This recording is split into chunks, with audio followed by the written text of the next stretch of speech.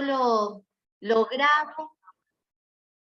Dale, grabalo y listo, porque sí, me Sí, parece que se hizo tarde. y sí, Quedamos solas. Muy porque yo, interesante, me encantó. Ahora, hay cosas que no las veo, no las entiendo porque es filosofía pura. no, por eso decía lo de las preguntas, porque por ahí sería Sí, interesante plantear esas preguntas y poder explicarlas, porque también que vos me digas que tal cosa no lo entendiste es genial, porque ahí está Marian, porque es esto que vos decís, nosotros lo damos por supuesto, pero no está claro, supuesto. más vale no. Lo que pasa es que sería muy interesante leer el texto. Y sí, y esto que decía Carolina, el diario de viaje de Geria es una maravilla. Que la otra vez yo estaba en un conversatorio en el Museo Mar y ponían a una mujer del siglo XVIII como que había sido como es que había sido una Pionera. pionera en los diarios de viaje. Y yo salté diciendo, no, pionera fue Geria, que lo hizo en el siglo IV.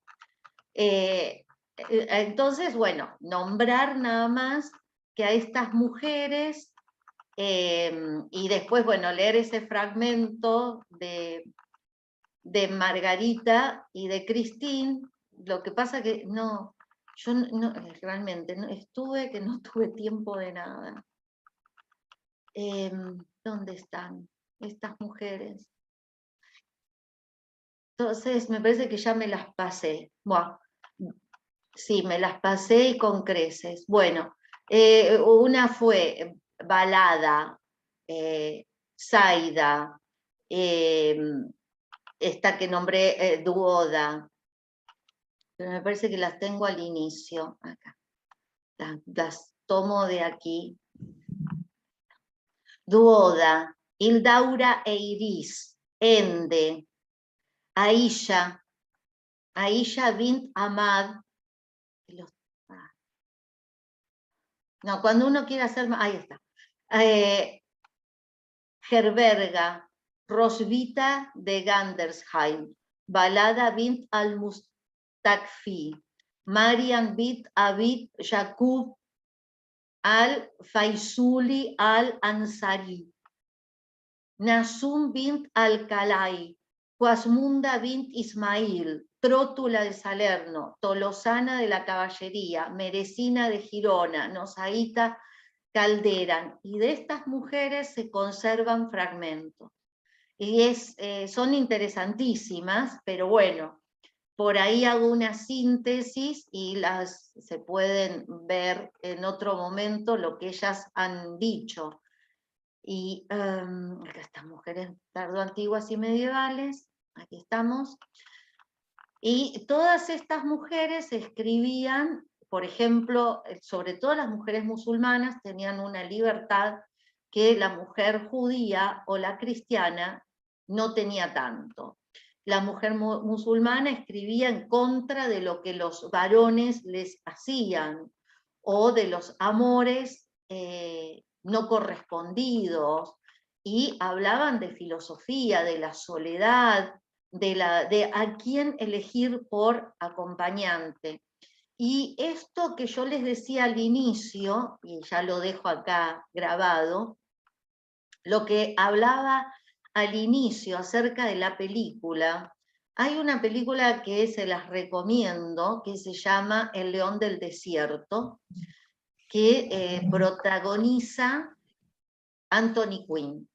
Es una película, si no me equivoco, del año 68, que relata hechos verídicos que Mussolini quiso recuperar Libia porque consideraba que como Libia había pertenecido a lo que en su momento había sido Era el Imperio Romano. exacto, entonces busca recuperarlo. Anthony Quinn es Omar al-Khattar, es el musulmán, un maestro musulmán que está ahí en Libia y que cuando se enteran que los vienen a atacar, busca el modo de defenderse porque es su territorio y lo que está diciendo Mussolini no tiene nada que ver. Y a mí lo que me quedó grabado es un momento de la película en que los libios toman prisionero a un italiano. Y entonces este otro libio le dice a Omar, le dice, bueno, tenemos que matarlo. Ahora que lo tomamos prisionero, tenemos que matarlo. Y Omar le dice, ¿por qué? Y porque cuando alguno de nosotros cae prisionero de los italianos, ellos lo matan. Y Omar le dice, ellos matan a nuestros prisioneros, pero ellos no son nuestros maestros. Y para mí esa frase fue maravillosa, ¿no? Primero porque tira abajo la cuestión de la ley del talión. Y después, para pensarlo en qué hacemos cuando investigamos, cuando damos clase, cuando vivimos. ¿A quiénes tomamos como maestros? ¿A quiénes copiamos? Y esto se une con lo que decía antes, ¿no? ¿Por qué negamos el saber? ¿No? Y esa frase, más allá de que los destruyen, que los hacen bolsa, para mí es riquísima. No sé, o sea, se basó en hechos reales. Ahora hay que ver si eso lo dijo este Omar al-Khattab. Por ahí no dijo esto, dijo algo parecido. Esto es como Platón-Sócrates, ¿no? O sea, esto de hacer la historia a partir de lo que nos acordamos y lo que nos parece que pudo haber sido dicho.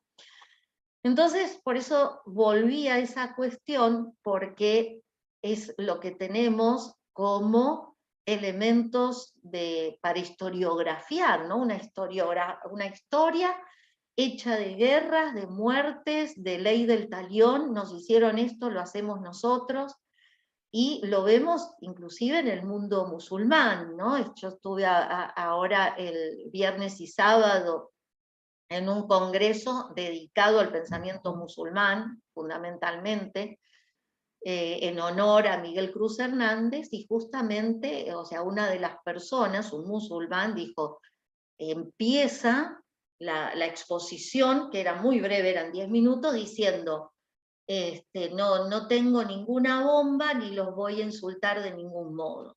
O sea, el prejuicio, la satanización, que no solo sobre los musulmanes, ¿no? Que hay, y, por ejemplo, si vamos a hablar de Margarita Porret, ella lo vivió, ¿no? Estamos hablando de esta mujer que escribe en francés, en el francés del momento, es una lengua vernácula, esto que estaba diciendo Carolina, para llegar a una mayor cantidad, sobre todo de mujeres. Y estamos en el siglo XIII y los primeros años del XIV, porque la matan. Fue considerada, por eso quiero rescatar el escrito de Nicolás de Lira, donde está el relato del juicio inquisitorial a Margarita Porret. Fue juzgada por la Inquisición por negarse a modificar el contenido de su escritura, por mantener con firmeza sus ideas y leer su obra públicamente, lo que decíamos hace un rato, en la lengua vernácula. Margarita insistió en el vínculo entre el alma y Dios sin ninguna mediación. Esto lo sostienen también los musulmanes. Asimismo, rechazó la necesidad de comunión, confesión y sacerdocio. Claro, esto obvio era para matarla. Y así engrandeció el valor de la fe individual. Dice, por ejemplo, ella escribe una obra que es El espejo de las almas simples anonadadas, donde los personajes son Amor y Alma. Y Amor dice, soy Dios, pues Amor es Dios, y Dios es amor. Y este alma es Dios por condición de amor. Yo soy Dios por naturaleza divina, y este alma lo es por justicia de amor, de modo que mi preciosa amiga es enseñada y conducida por mí, por amor, sin ella misma, pues ella se transforma en mí, o sea, el alma se transforma en amor y amor es Dios. Por decir esto, la matan, la queman en la hoguera y junto con ella queman la obra. Por suerte había copias y se salvó. Entonces, justamente, por eso es un alma anonadada, aniquilada, anihilada, hecha nada, hecha amor, amor puro el alma, para alcanzar a Dios, despojada de todo exceso. Después afirma, y esa es una obra de Dios, pues Dios hace su obra en mí. No le debo obra alguna, puesto que Él mismo obra en mí. Y si yo pusiera algo mío, desharía su obra. O sea, ella es esa libertad del anonadamiento que se hace nada para estar en Dios.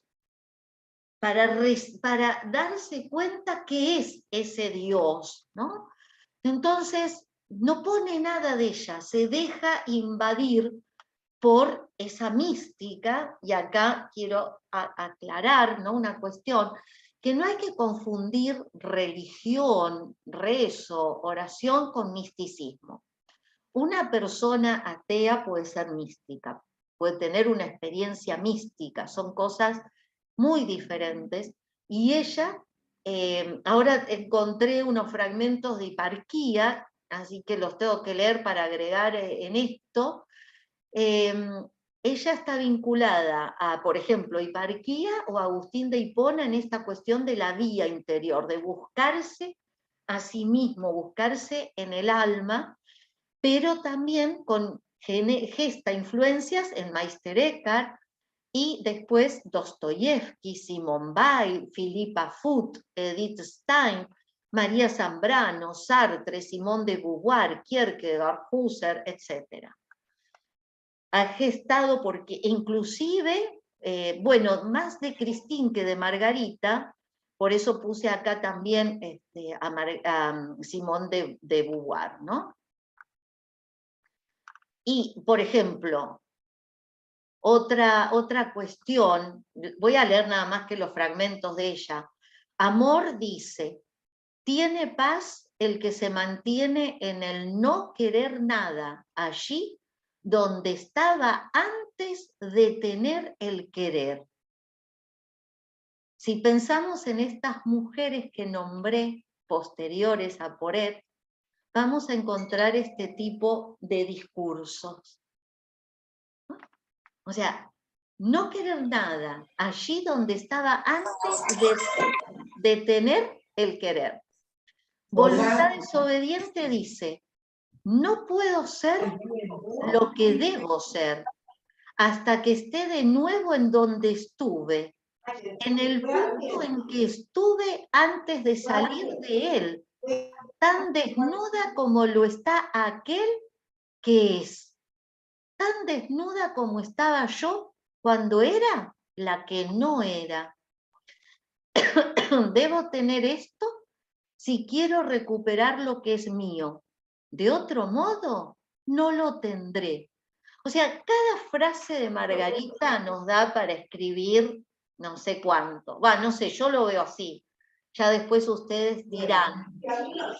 Pues así como el hierro es revestido por el fuego y pierde su apariencia propia, porque el fuego es más fuerte y lo transforma en él, así el alma es revestida por ese más, alimentada y transformada en ese más, por el amor de ese más, sin tener en cuenta el menos que ella es, y es transformada en ese más de eterna paz del más allá, sin que se la encuentre.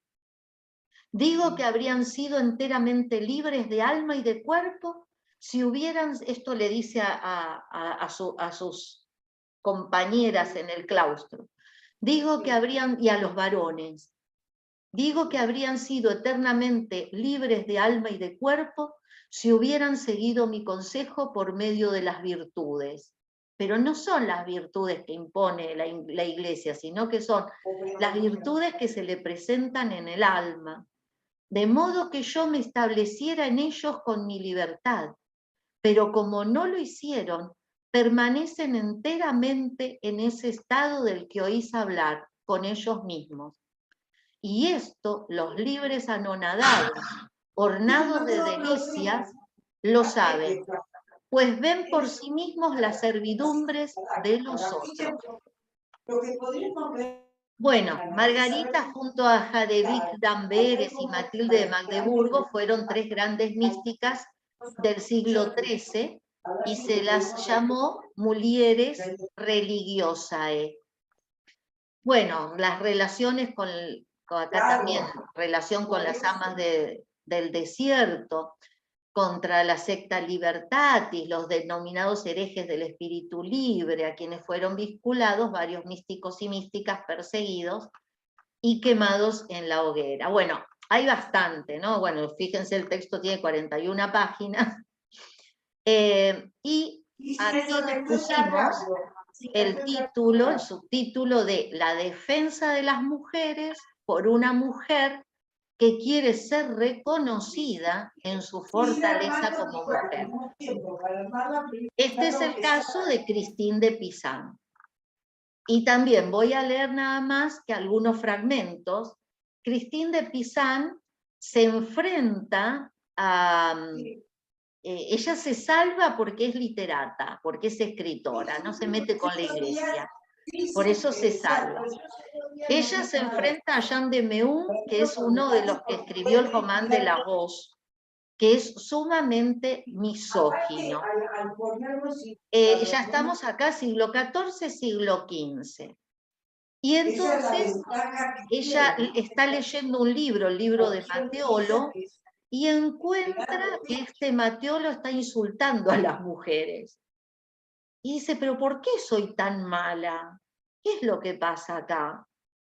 Y por eso escribe un libro que se llama La ciudad de las damas, donde se juntan las mujeres para construir una ciudad en la que los ladrillos son las mujeres famosas que la antecedieron a Christine. La querella contra Jean de Meun o Juan de Meun la gana Christine de Pisan, gracias a la intervención que le pide ella a la reina Isabel de Baviera. Isabel arbitra en la contienda y emite un veredicto favorable a Christine.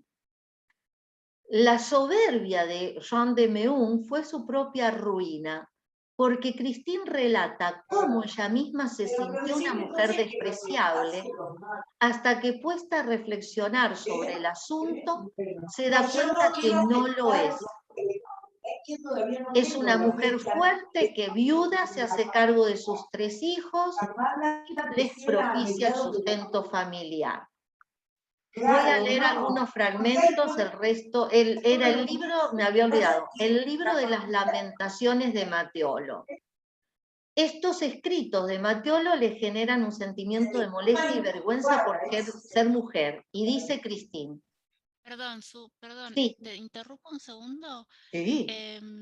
¿No silencias el micrófono de ¡Ay, Irene? sí! Tenés razón. Estaba enganchada. Sí, estaba tan metida, disculpa. Tenés razón. Ustedes, perdón, pero que ya no enganchaba Sí, ahí está, ahí la silencié. No me di cuenta, estaba tan metida en esto. Gracias, Romy. Y entonces, ¿cómo responde a esto que lee Christine en el libro de las Lamentaciones de Mateolo? Y dice, abandonada estas reflexiones, quedé consternada e invadida por un sentimiento de repulsión. Llegué al desprecio de mí misma y al de todo el sexo femenino. como si naturaleza hubiera engendrado monstruos. Y esto lo salteé, ¿no? Y se convence que las mujeres deben ser realmente malas, porque, dice Christine, pensaba que sería muy improbable que tantos hombres preclaros hayan podido discurrir de modo tanta gente y en tantas obras que me era casi imposible encontrar un texto moralizante sin toparme, antes de llegar al final, con algún párrafo o capítulo que acusara o despreciara a las mujeres. O sea, todo esto que está leyendo Margarita es desprecio hacia las mujeres. Y ella lo dice en La ciudad de las damas. No encuentra un texto exento de misoginia. Por eso las tres damas hablan con ella y le aconseja que piense desde un lugar diferente. Las tres damas que se le presentan en un sueño para que ella escriba La ciudad de las damas. Y que piense en ese lugar diferente a lo escrito por esos varones y que ella escriba desde ese lugar diferente. Entonces, ahí es donde busca esos argumentos fuertes contra las calumnias que recibe no solo ella, sino todas las mujeres. Ella tuvo una muy buena educación por parte de su padre, de su madre, eran lectores, eran profesores, eran maestros, y también se dedicaban al erario público, entonces ella sabía de economía, lo que le permitió salir adelante con sus tres hijos. Y entonces dice, llega entonces esa educación que ella recibe, le permite escribir y mostrar un modo diferente de ser de las mujeres. Y escribe, ahora los hombres pretenden que todas las mujeres tienen que ser virtuosas y que hay que lapidar a las que falten a la virtud. Yo les digo a los hombres que se miren a sí mismos. Y esto me hace acordar como un adelanto a Sor Juana, hombres necios que acusáis a la mujer sin razón, ¿no es cierto? Y dice, yo les digo a los hombres que se miren a sí mismos. Y el que esté libre de pecado, que tire la primera piedra. Y ellos, ¿cómo deberían portarse? Porque ten por cierto que cuando los hombres sean perfectos, las mujeres también lo serán. Termina La ciudad de las damas con lo que yo escribí como diatriba de fortalecimiento. Y dice, finalmente, a todas vosotras, mujeres de alta, media y baja condición, que nunca os falte conciencia y lucidez para poder defender vuestro honor contra nuestros enemigos. Veréis cómo los hombres os acusan de los peores defectos. Quitadles las máscaras, que nuestras brillantes cualidades demuestren la falsedad de sus ataques. Huid, queridas amigas, huid de los labios y sonrisas que esconden envenenados dardos que luego os han de doler. Alegraos apurando gustosamente el saber y cultivad vuestros méritos. Así crecerá gozosamente nuestra ciudad. Entonces, bueno, a mí me parece que bueno, lean, y este otro texto que tiene también Marian, ¿no? Leer toda la obra de Christine es impresionante porque tiene una actualidad que te deja pasmado, ¿no? Y que tiene que ver con esto de la ciudad de las damas. Pero no es una, o sea, como esta defensa contra los ataques puntuales, ¿no? Contra toda esa bibliografía misógina. Y aquí a mí me hubiese gustado también agregar que tengo un libro sobre poesía misógina medieval pero bueno, no, ya no podíamos poner más. Bueno, después acá tenemos las consideraciones finales, pero ya son bastante amplias. Conforme lo enunciado en el resumen, el conocimiento de los tipos de injusticia cometidos discursivamente y corporalmente, en el sentido de las torturas a las que han sido sometidas las mujeres y varones a lo largo del desarrollo de las mentalidades, nos impulsó a revisar estas cuestiones a las que aludimos y que no son ignoradas por los y las especialistas. No obstante, hemos pretendido favorecer una comprensión más amplia, variada y significativa de las múltiples formas de vida y pensamiento desplegados en este vasto periodo. Fundamentalmente esto, ¿no? Los breves testimonios mencionados aquí permitieron señalar cómo las capacidades de muchos seres humanos han sido menoscabadas por su pertenencia a un determinado grupo genérico. La contemporaneidad de los nombres que designa a las experiencias vividas no implica la inexistencia de las acciones que generaron en su tiempo otros conceptos.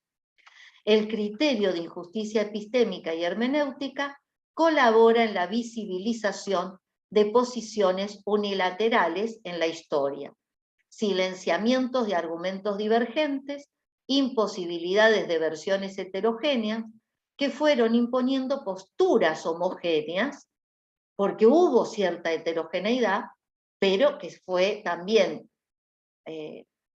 negada en pos de una visión homogénea y monotemática, que no muestran como sustento de prohibición ninguna argumentación válida. Por eso quiero leer la cuestión esta contra Margarita, porque no hay nada válido en lo que dicen. Es terrible.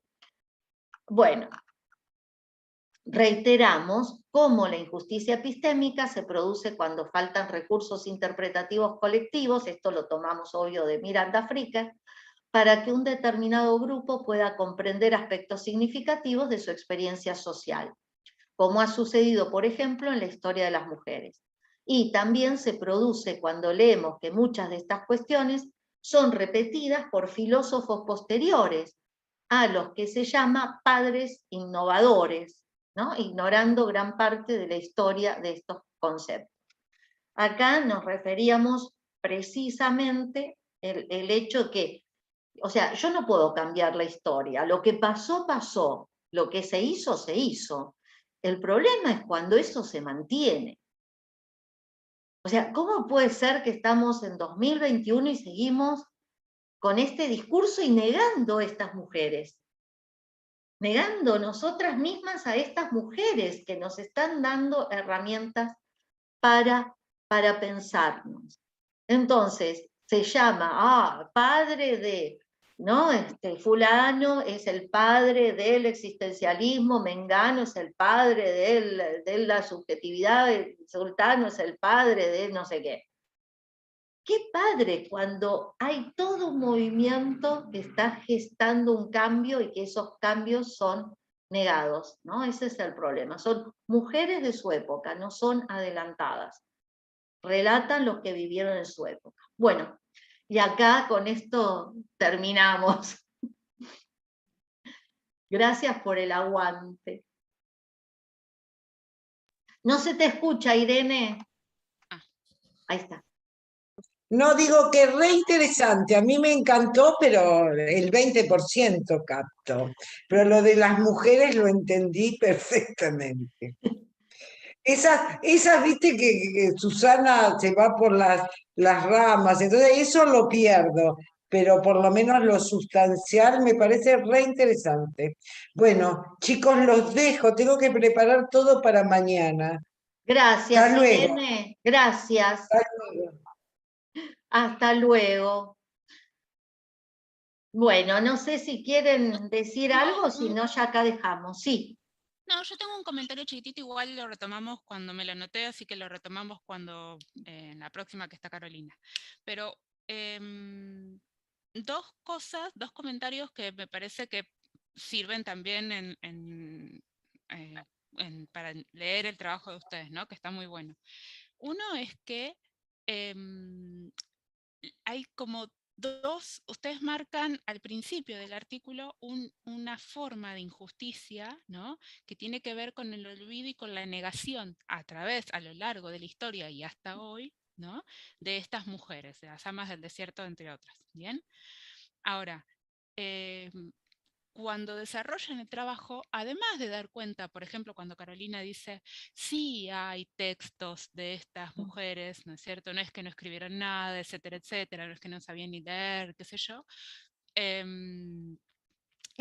Representa, digamos, ese nivel de injusticia, ¿no? Pero también hacen alusión a un nivel de justicia, digamos, en manos de los contemporáneos de estas Sí, mujeres, ¿no? Hay dos niveles, que eso mm, está bueno, porque es como sí,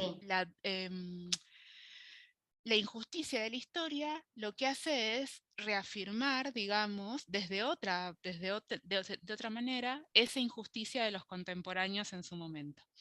Y por otra parte, con el concepto de injusticia hermenéutica, porque la injusticia hermenéutica sobre todo tiene que ver con esto de que las mujeres, en este caso las mujeres, ¿no? El grupo víctima, digamos, carece de las palabras adecuadas para expresar la situación en la que se encuentra, que no parece ser el caso de los que ustedes hablaban porque denuncian. es cierto. Ujú, Entonces, el tipo de injusticia hermenéutica no sé si es el concepto, digamos, la categoría sí, tal sí, como la trae Fricker, no sé si es aplicable por esto. Y no, igual si sí, me pasó como Irene, hubo partes en las que perdí por ahí, en alguna de las mujeres sí. Pero, por ejemplo, en Margarita, ¿no? Margarita era Furet, sí, ay, se me fue el nombre. Y sí, Christine, no. O sea, ellas tienen conciencias, tienen los instrumentos para, digamos, denunciar esta injusticia. Bien, no es que como grupo minoritario les falta el concepto. Bueno, obviamente no, imagino no usan palabras como feminismo porque no existía, ni no, cosas así, o sí, violencia de género, digamos, ¿no? exacto. Pero, mm, pero sí Yo, parecen tener las palabras y haber entendido la situación, ¿no mm, es cierto? yo ¿sabes qué pienso? Sí, Romina, yo ahora lo anoté porque estoy totalmente de acuerdo con lo que decís, ¿eh? Por ahí la hermenéutica en estas mujeres no se da, pero Mm, yo lo pensaba cuando, por ejemplo, a estas mujeres de las amas del desierto, que eran muy buenas oradoras, pero por ahí les faltaba esa posibilidad para haberse enfrentado y que no les quitaran la posibilidad de ser, por ejemplo, obispos, de tener una cátedra. Ahí es mm, como que no tuvieron la argumentación, como podemos no tenerlo cualquiera de nosotras frente a determinada cosa que nos descoloca en sí, ese momento. Y tal vez ahí habría que haber hecho esta distinción, ¿no? Que en estas no sabemos. A lo mejor lo claro. tenían y fueron negadas, pero no encontramos esos textos en los que haya ese tipo de argumentación. Claro, que ellas reconozcan y describan la situación, digamos, Exacto, ¿no? De injusticia.